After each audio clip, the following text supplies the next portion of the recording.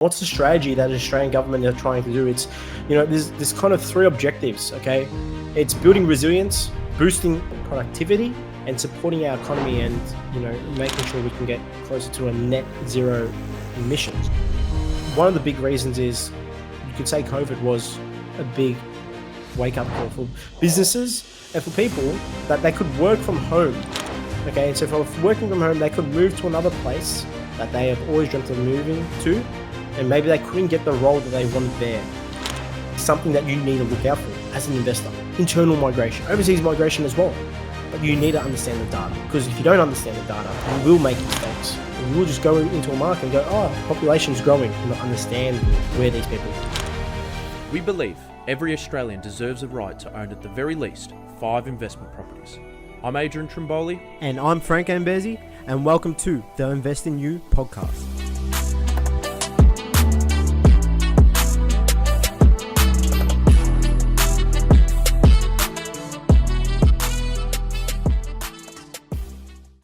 The big bang secret of overseas migration. Okay, so today you are listening in, and if you are, okay, thank you for joining us. But today we're going to be talking about the secret that when we hear about overseas migration or population growth, okay, the devil is in the data. Okay, and there's a lot of things that people don't know about when it comes to understanding this metric. It's probably one of the most important metrics. Okay, it's one of our key metrics that we follow here at Fresh Start Advisory, our 72-step process. One of these metrics, or the two of these metrics that we're going to be talking about, are the big key factors here of when picking a hotspot. Okay, so listen in, okay, time in, take out your notepads, I should say, get a pen and paper or whatever you have, and let's start learning, okay? Because you're going to take a lot of notes from this episode, okay?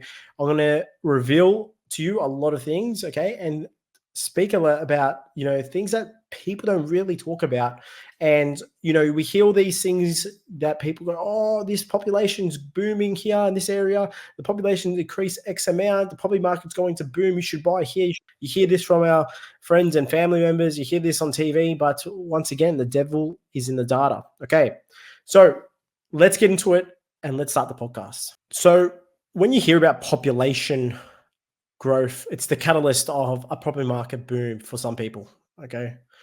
And where this gets a bit tricky is understanding what type of population growth is happening in a region, okay? Because it's not all treated equally, okay? When people are migrating into a city or a town, of course, they're going to have an influence on the market. But where are they going to have the influence? Is it from a capital growth perspective, or is it from a rental growth perspective? And this is something that you have to be very, very specific when looking at this data so you can understand and make an informed decision.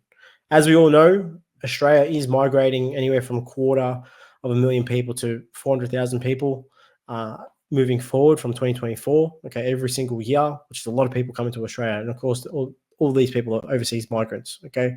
And what's this going to do? What's the plan? What's the strategy that the Australian government are trying to do? It's, there's kind of three objectives, okay? It's building resilience, okay? It's boosting productivity, okay? And supporting our economy and, making sure we can get closer to a net zero emissions, okay? With the people coming here.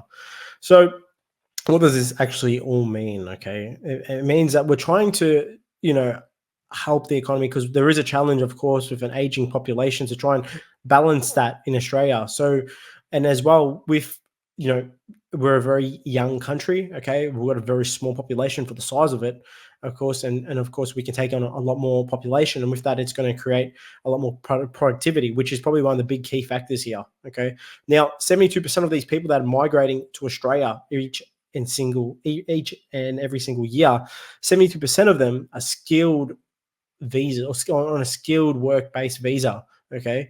And so the idea of that is they come in to Australia and they're going to start working in certain industries, okay? So we can help and make it more productivity. And so they're not just coming here and jumping on the pension and all on the dole and not working, for I guess a certain time frame, because once again that isn't good for the Australian economy. And once again, as much of course of a great country we want to make sure that the country is moving forward and not backwards.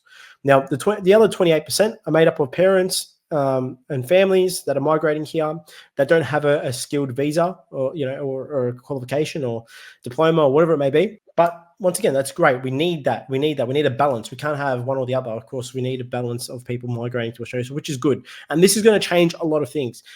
Australia, once again, like I said, it's a big country but a small population. When you have a look at the size of the country, I think it's the fifth or sixth on the biggest size ranked countries or continents in the world. Okay, so when you compare us to like Canada or America or other countries, and the population size can, and measured over a square feet of the country, it's quite amazing the size we have here and the size of the population. So with all this means one thing. When we're looking at overseas migrants, with these 72% of people that have skilled visas, they're going to be getting pushed into certain regions, okay? And there is a plan in place. And the plan is they're not all going to Melbourne and Sydney, okay? Whereas everyone thinks that's the, majority of people that come to Australia, that's where they go. That's not the case. There is a plan that they have to go into some regional towns, okay? And there's a certain amount of people going into specific regional towns around the country. This is a strategy plan that, of course, not just the state, but as well the federal government have put in plan as well, because they want to make sure we're helping other sectors around the country. Okay, we've made that a mistake in the past. Okay, and a lot of people back in the early 2000s and early 90s were migrating, a lot of them were coming to Melbourne and Sydney, which was fantastic, of course. But once again, you can't have everyone just coming into one city or two cities and not the others. So this is going to affect the property market. Now, what's quite interesting with this, okay, these people that are coming here, what they're going to do is not just support and the jobs, but they're going to create more jobs. They're going to start more businesses, these type of people. Of course, they're going to help the economy, build more resilience. They're going to affect the property market as well, which is the biggest thing here. Okay, but where the devil lies in the data, okay, is 59% of these people migrating to Australia. Okay, for the first 5 to 10 years, I should say.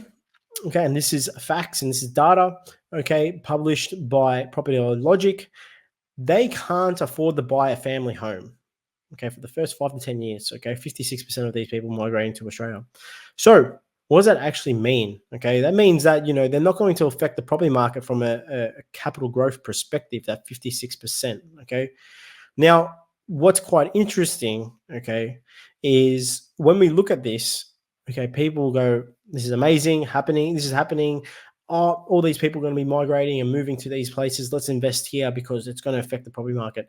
Yes, it will. And you're going to see a big spike in the rental market in certain areas, okay? And that's great. But as an investor, of course, cash flow is important. Rental yields going up, that's very important as well. But you want to make sure that your capital growth is the main motive of why you're investing in property, if you invest, especially if it's a residential property, okay? Now, when we look at what happened during COVID, okay, COVID was quite unique, of course. Something like this very, very rarely happens in the world. But in 2020 to 2021, okay, we had around or just over 100,000 people leave Melbourne and Sydney, okay? And those 100,000 people that left Melbourne and Sydney, a lot of them went to Queensland, and of course, a portion went to WA and other parts around the country as well, okay? Victoria was losing 335 people a day, okay, at one point. And New South Wales was losing 460 people a day, which was the biggest outflow in history recorded, dated all the way back to 1981, which is crazy, okay? Now, during that time, you've seen places, of course, that everyone heard about was Brisbane, okay? A lot of people migrating to Brisbane and going there, which was correct, okay? So from Victoria, about 23,000 people went to Queensland. From New South Wales, there's about 44,000 people that went to Queensland. And then there was all these other places that they went to as well around the country. There was about 3,700 that went to WA from New South Wales and about 2,700 from Victoria, which was fantastic. And then, of course, if we look at around the whole country, there was a lot of people that were leaving other parts around WA, Northern Territory, that were moving to Queensland. So when we have a look at the data here, about 3,300 left Northern Territory and went to Queensland. You had about another 3,000 that left. You had another 3,000 that left South Australia that went to Queensland, and you had another 2,500 people that left ACT and went to Queensland. So there was a lot of people migrating all over the place, and Queensland was kind of like the place to go to. Okay, now during that time, okay, we had some big capital growth spurs happen, and people said this is just COVID boom in Queensland. Okay, now what's quite interesting when you look at this data here, okay, we're still seeing the patterns follow, and the internal migration pattern has not changed. If anything, it stayed quite same, and there hasn't been a reverse where people said, you know what, these people are going to leave Queensland. You watch, and they're going to come back to Melbourne and Sydney. That isn't the case. Okay, when we look at the information that we have here today, okay, and I look at the last 12 months of what's happened from New South Wales and Victoria and all the rest of it, okay, Sydney siders are still leaving the cities. Okay, there's been a 36% of net capital outflow in the last 12 months. What does that actually mean? So 36% of the outflow that has been leaving New South Wales, 36% of that have been leaving the capital city and migrating into other regional areas, okay, in 2023 December. So this data here is live data. So, and then of course, we look at Victoria and Victoria and Queensland. It's Victoria is still up from that as well. So Victoria is still leading the charge, where there's people still leaving parts of Victoria. So it's been about 30% net outflow from the capitals, and that there is going to have an effect, of course, on the property market to some degree, but more importantly, it's going to have more of an effect on the places that these people are moving to. So when we have a look at this the COVID boom, people said, oh, you know what, COVID's going to, when it ends, watch what happens. And guess what? It's ended, and what's happened? Sydney and Melbourne, of course, the property market is doing well in some areas, you could say, but not as good as when you hear about Queensland or WA or South Australia. Okay. Now, what's interesting here, before COVID, okay, in 2018 to 2019, there was about 44,000 people that left New South Wales. Victoria, okay, injected and had 23,000 people that came in. Okay, Queensland had 46,000 people that came into Queensland during 2018 to 2019. Okay, there was about 13,000 people that left WA, about 8,500 people left Sydney, out of South Australia. Okay, so what am I trying to say here? Okay, if we look at Queensland was already on a rally, especially places like Brisbane and Toowoomba and Sunshine Coast. They were already on a rally in 2018, 2019. We didn't hear about that. We didn't hear about what was going on. That's when I purchased a property in Brisbane.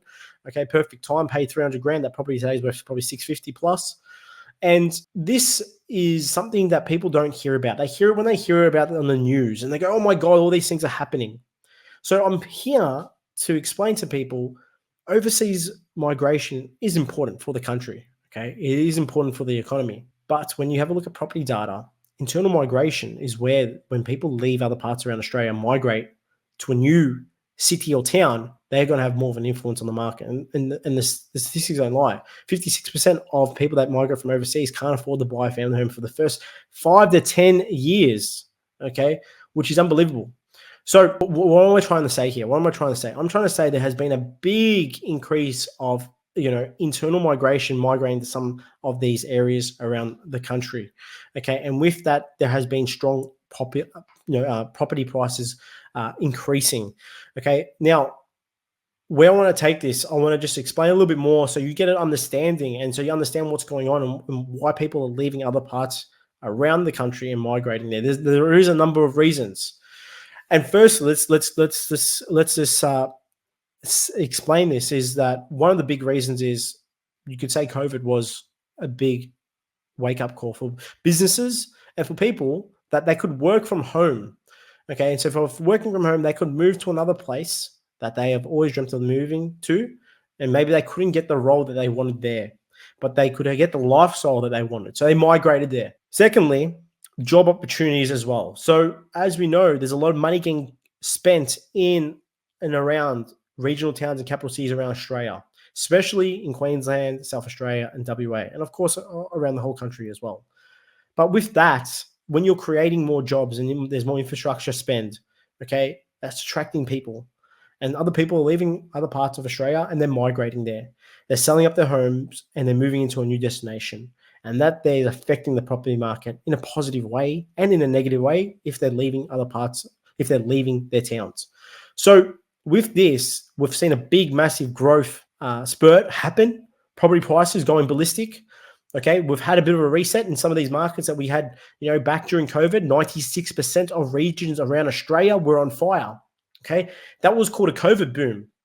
After the COVID disappeared or went away, those markets are suffering at the moment. But what about the markets that are still performing quite well? Why are they still performing? And one of the reasons is because of internal migration is still up. People haven't left. Population is still growing. Overseas migrants are migrating there too, and they're going to affect the property market also. So with this is something that you need to look out for as an investor, internal migration, okay, overseas migration as well. But you need to understand the data, because if you don't understand the data, you will make mistakes and you will just go into a market and go, oh, the population is growing, and not understanding where these people. So let me give you guys a bit of, some clarity. Okay, some clarity. And I'm going to pick some regional towns across the country. In the last 24 to 36 months, I'm going to give you the inflow of internal migration patterns and how much they've increased by in the last 2 to 3 years. Okay, and what I'm actually meaning here is I'm going to give you a percentage. And this percentage is how much the internal migration pattern has increased, okay, during this time, 2 to 3 years, okay, from the previous years, okay. And then I'm going to give you the percentage, and then I'm going to give you the capital growth that has happened in that market, okay. So let's start with Albany. Albany is a WA regional town south of WA, okay, at the bottom of WA, okay, and it had an internal migration pattern of 836%, okay, during that time. Now, property market increased during that time about 38%. Okay. Now, when I grab this data, this 38% of capital growth that's happened, this is in the whole LGA. But I know for a fact when I look at other properties that have grown in that area, there's been properties that have grown up to 80%, if not more, okay, in certain sectors or certain suburbs in that area. Okay, which is crazy when you really think about it. Townsville, 520% of an increase of internal migration. Townsville had a 56% increase in property values, okay, which is amazing. Once again, 56%, that's a big increase in the last 2 to 3 years, okay. Now, once again, the markets have done more than that in there. So I'm looking at the whole LGA. I'm not just looking at just a suburb in Townsville. We'll go third. Port Lincoln in South Australia, 408% of an increase of internal migration and a 62% increase on the property market, which is crazy. We go to Gladstone, 336% increase of internal migration, and we've had an increase on property price around 23%. Okay.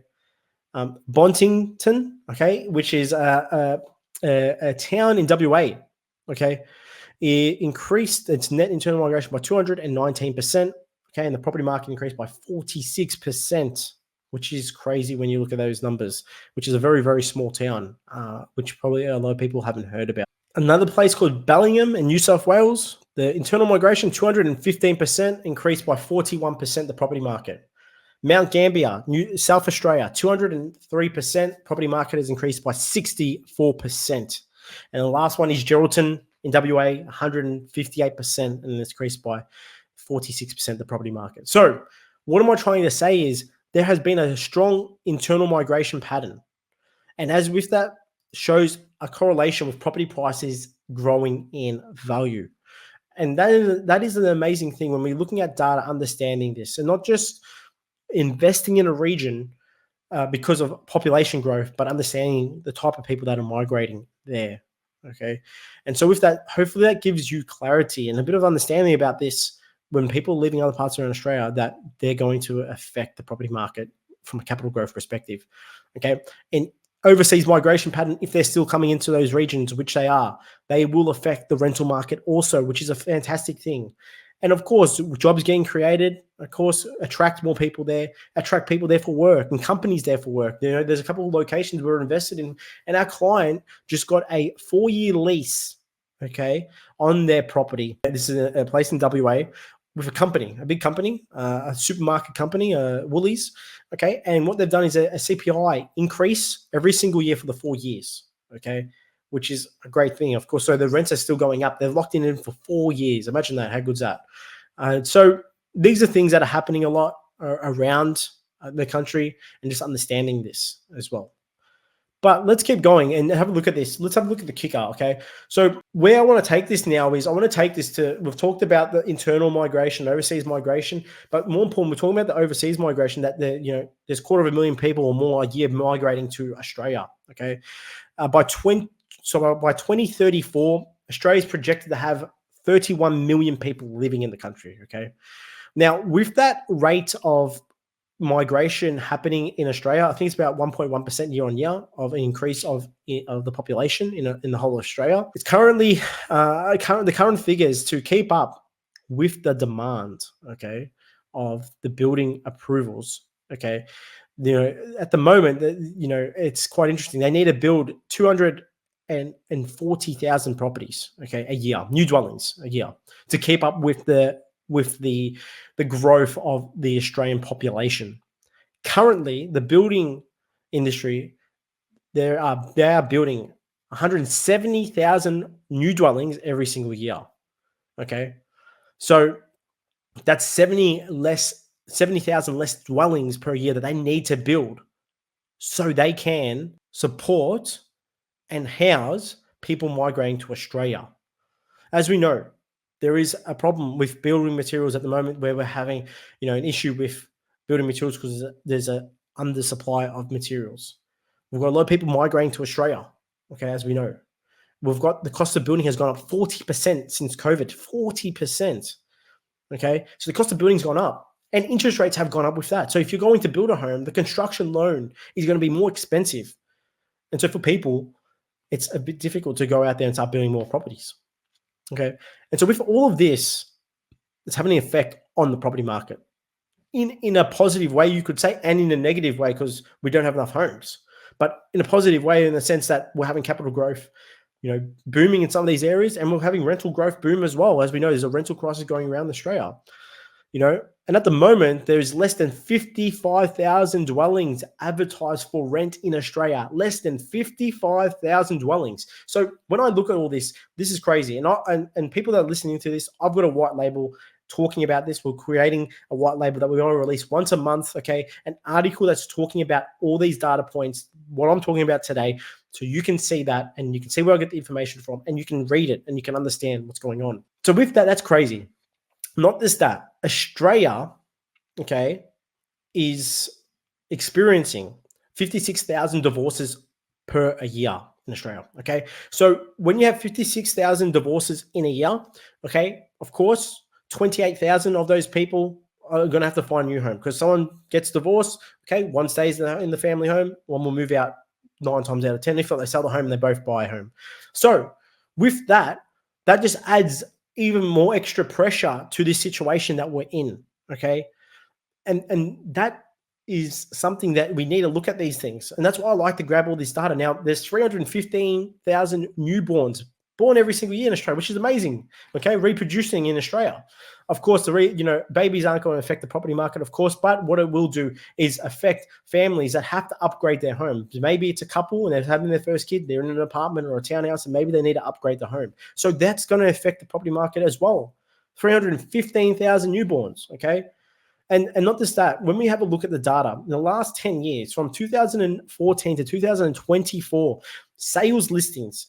So sales listings are the listings that are advertised for sale, have dropped by 35%. Okay. That means there's less and less properties advertised for sale, which is creating a problem. Okay. Now, when I'm saying all these things, doesn't mean you just go invest anywhere in Australia. You have to understand where to invest as well. Okay. So this is quite important. But ladies and gents, what does this mean? We have a housing shortage. Okay. And I want to address this so people can understand this as well. Okay, because people that are listening to this, you are investors, you are open-minded, you are someone that wants to grow your portfolio, you're someone that wants to have financial independence, you want to be able to support your family, and you want to be able to retire earlier than 67 when you are eligible for your super fund. So with this, of course, comes the knowledge to understand where to go. Okay, and so with this, it's quite interesting, and so hopefully you learned something new here. Okay, because this is a powerful podcast. I do believe I'm a data person. I love data. I love research. I love finding new areas. I love looking at all these metrics. Okay, and the reason why I love it is not because it helps me find these new locations, but I'm able to find the new location, but help to put my clients in there, give them the reassurance, and give them the confidence of trust me, and help my clients build more wealth. Okay, and for me, I get a kick out of that. I get a kick finding a new location because I know how hard it is for people to do this, and I know how difficult it is. But I feel like when I'm doing this and I'm giving back to the community, they're able to use this and succeed from it, and of course help their families as well. So that's how I look at it. And so hopefully you're listening to this and you've got value from this, and that's all I do these podcasts for, so you get value. But when you're going out there doing your research, look at internal migration. Don't disregard overseas migrations. Understand it. Understand that there's people that are going to be coming to Australia, and where they're coming. Of course, a lot of them are 78. I think it was 78% of them are, 72% of them on a work skilled visa. Or they got a degree, or they got a diploma or a qualification from university, and they're going to be migrating into a town or a city, and they're going to be affecting the property market from a positive perspective as well. So understanding that is going to give you the confidence, the reassurance that you're investing in a region and you've done your checks. And let's keep in mind that there's a lot of people migrating to Australia, but more important, there's a lot of people moving around from other cities and towns and migrating into other places. And I like seeing this because it gives me the reassurance that when I'm investing in these regional towns where people think there's not long sustainable capital growth, which I've spoken about, which there is, and then I've talked about this in other videos and other podcasts, which I think I've done my last podcast about this episode. I think it was 34, regional versus capital city. So if you haven't listened to that, go back and listen to that, and I explain how you find a regional town that does have long sustainable capital growth. But this here adds a layer of security, and this is part of our 72-step process when we look at overseas migration, and as well when we have a look at internal migration. And so add that to your list. Make sure you have a look at the data, and if you've got value from this, please subscribe to this, not for us so we got more people to subscribe, but so you get notified from when we update our podcast with our new episodes, and you get that reminder, listen in, get that value, understand what's going on, gain that knowledge, and use it for yourself if you're going out there to try and do this yourself.